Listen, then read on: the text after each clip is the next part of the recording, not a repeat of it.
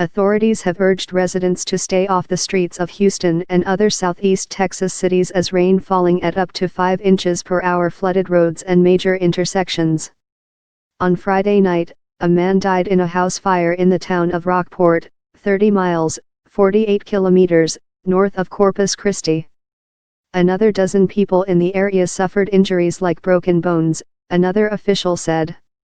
Harvey slammed into Texas late Friday as a Category 4 hurricane with winds of 130 miles per hour, 209 kilometers per hour, making it the strongest storm to hit the state since 1961.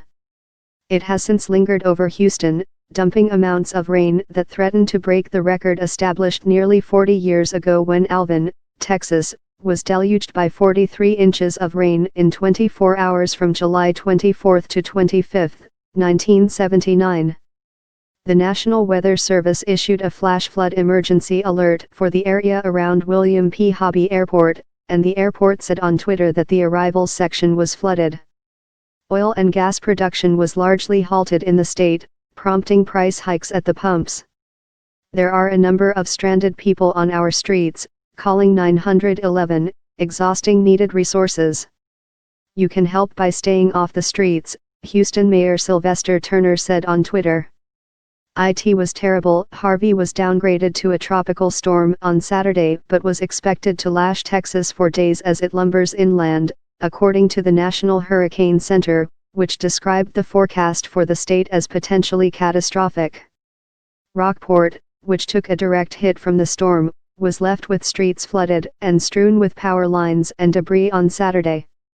A dozen recreational vehicles were flipped over on a sales lot, one blown into the middle of the street. A convoy of military vehicles arrived in the Rockport area on Saturday to help in the recovery efforts, and town officials announced an overnight curfew for residents. Before the storm hit, Rockport's mayor told anyone staying behind to write their names on their arms for identification in case of death or injury. A high school, hotel, senior housing complex and other buildings suffered structural damage, according to emergency officials and local media. Texas Governor Greg Abbott said he was activating 1,800 members of the military to help with the statewide cleanup, while 1,000 people would conduct search and rescue operations. The streets of Corpus Christi, a city of about 320,000 people, were deserted on Saturday, with billboards twisted and strong winds still blowing. City authorities asked residents to reduce use of toilets and faucets because power outages left wastewater plants unable to treat sewage. Elsewhere, the Texas Department of Criminal Justice said it was forced to evacuate some 4,500 inmates from 3 state prisons near the Brazos River because of rising water.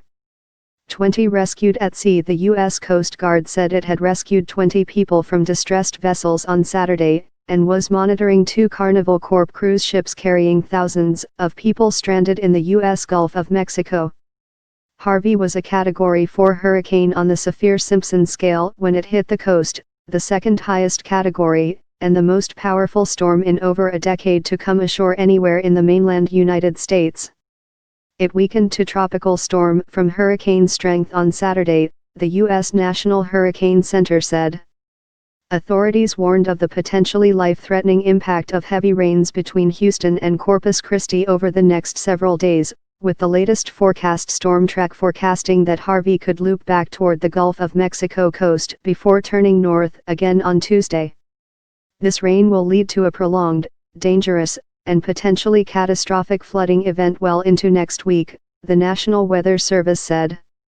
The size and strength of Harvey dredged up memories of Katrina, the 2005 hurricane that made a direct hit on New Orleans as a Category 3 storm, causing levees and flood walls to fail in dozens of places. About 1,800 died in the disaster, made worse by a slow government emergency response.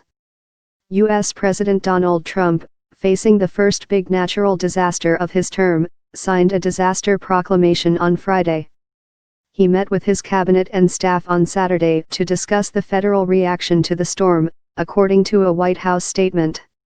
President Trump emphasized his expectations that all departments and agencies stay fully engaged and positioned to support his #1 priority of saving lives, according to the statement.